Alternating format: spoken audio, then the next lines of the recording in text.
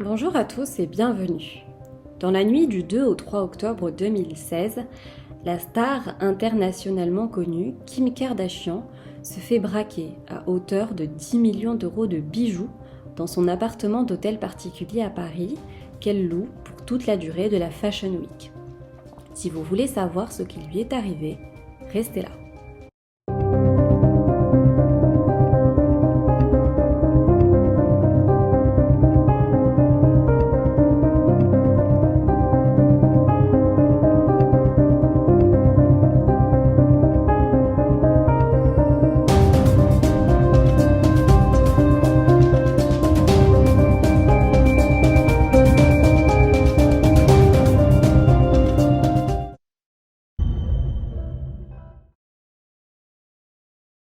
Dans la nuit du dimanche 2 au lundi 3 octobre 2016, Kim Kardashian réside dans un discret hôtel particulier de luxe dans le quartier de la Madeleine, situé au 7 rue Tronchet dans le 8e arrondissement de Paris.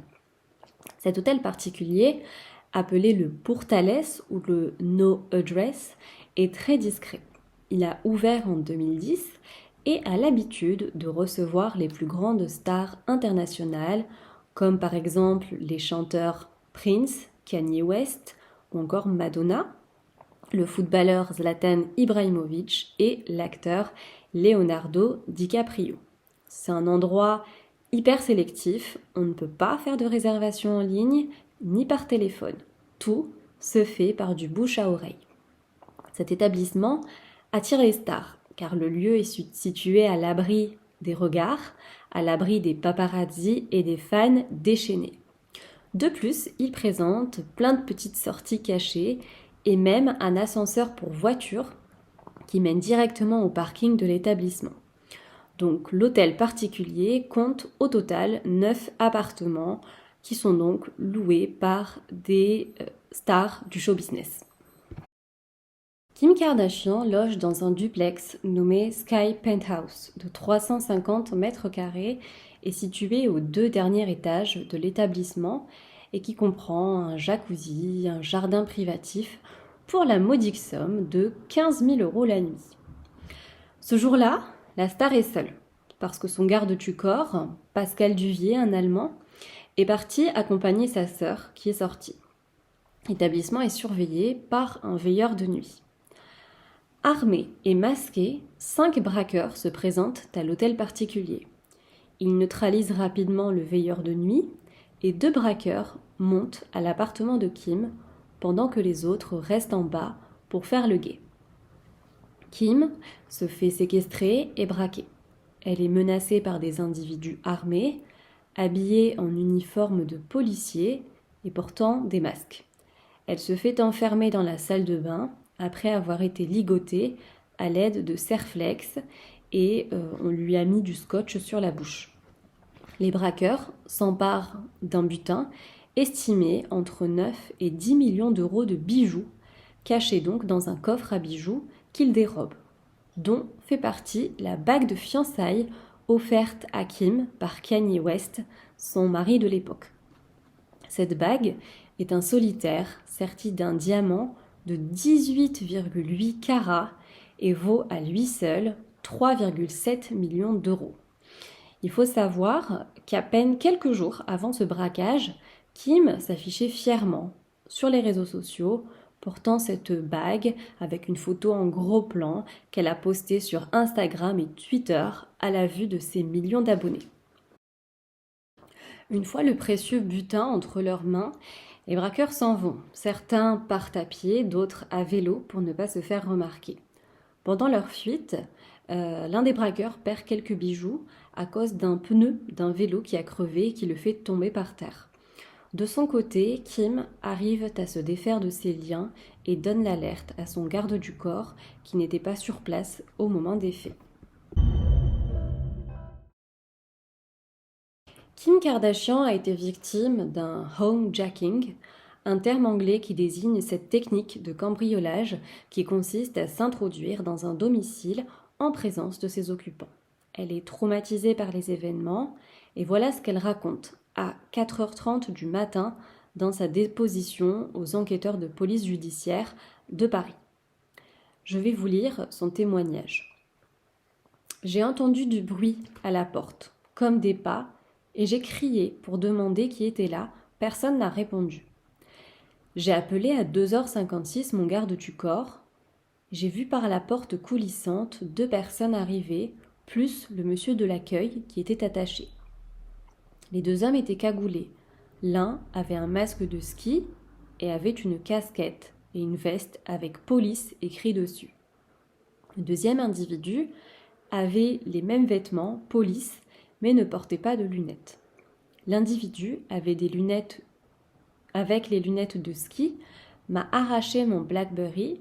Celui avec les lunettes de ski mesurait 1,70 m, mince, pantalon noir, bottes noires. Il m'a parlé en français. C'était un individu de type européen. Le second individu, aussi européen, était plus grand et il est resté avec l'agent de sécurité. Il mesurait 1,80 m environ et il était habillé de la même manière que son complice. C'est celui avec les lunettes de ski qui restait avec moi. Il m'a demandé, avec un fort accent français, ma ring, bague en anglais. Elle se trouvait sur la table de chevet, elle vaut 4 millions de dollars, donc 3,7 millions d'euros à peu près. Je lui réponds que je ne sais pas. Il sort une arme et je lui montre la bague. Il a dirigé l'arme vers moi, il prend la bague, il a des gants, il m'a demandé où étaient les bijoux et l'argent. Ils m'ont attrapé et emmené dans le hall d'entrée. Nous sommes allés ensuite de nouveau dans la chambre et ils m'ont poussé sur le lit. Et à ce moment-là, ils m'ont attaché avec des câbles en plastique, donc ce que je vous ai dit tout à l'heure, le Serflex, et du scotch sur les mains, puis m'ont scotché la bouche et les jambes. Ils m'ont porté dans ma salle de bain, plus précisément dans ma baignoire. Dans ma boîte à bijoux, il y avait 2 bracelets en diamant de marque Cartier, un collier de la marque Jacob & Co en or serti de diamant, des boucles d'oreilles en diamant Lorraine Schwartz et l'autre était de marque Yanina. Il y avait 3 colliers en or de marque Jacob & Co, des petits bracelets, des bijoux, des bagues, un collier Lorraine Schwartz en diamant, un autre collier avec 6 petits diamants dessus, un dernier collier avec le nom de mon fils, qui s'appelle Saint, en diamant. J'avais aussi une croix en diamant de la marque Jacob & Co, une montre Rolex en or jaune, il y avait 2 bagues en or jaune, je pense qu'ils m'ont volé pour 5 millions de dollars, donc environ 4,7 millions d'euros. Ensuite, ils sont partis en courant. Pendant le vol, ils avaient le portable de l'hôtel qui n'arrêtait pas de sonner, et ils parlaient en français. J'ai eu l'impression qu'ils disaient qu'il fallait partir. Ensuite, j'ai réussi à enlever le scotch de mes mains et de ma bouche et les câbles en plastique.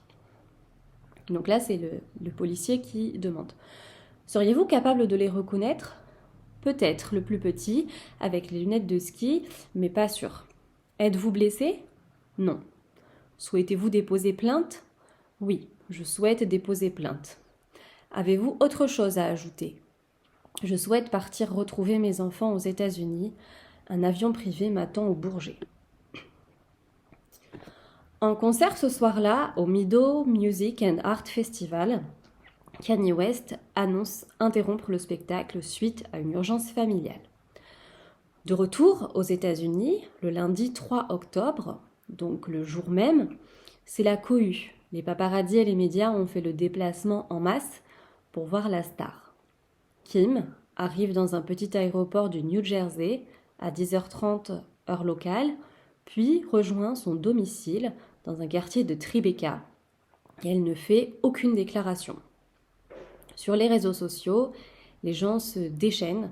Certains envoient tout leur soutien à la star et sont très compatissants, tandis que d'autres rejettent la faute sur elle, dû au fait qu'elle expose en permanence ses richesses sur Internet, et d'autres osent même insinuer qu'elle aurait simulé un braquage pour toucher l'argent de l'assurance. On sait bien sûr que ces affirmations sont totalement fausses. D'ailleurs, Kim portera plainte pour diffamation. Sous le choc, la star marquera une longue pause sur les réseaux sociaux et ce ne sera que 3 mois plus tard, jour pour jour, qu'elle réapparaîtra sur Internet avec une photo publiée sur Instagram où elle est entourée de son mari et de ses enfants.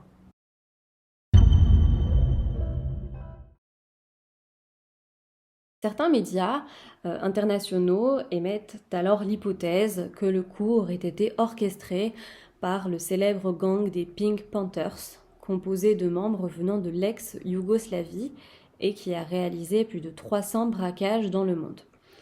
Il y a beaucoup à dire sur les Pink Panthers, déjà, alors si ça vous intéresse, je vous ferai une vidéo dédiée. Bon, il s'avère que ce ne sont que des spéculations, les Pink Panthers n'ont rien à voir avec ce braquage. Par contre, donc sur la scène du crime, les enquêteurs parisiens trouvent un ADN sur l'un des bijoux perdus pendant la fuite et sur un rouleau de scotch qu'ils ont laissé sur place. Cet ADN matche parfaitement avec l'ADN d'une personne connue des services de police.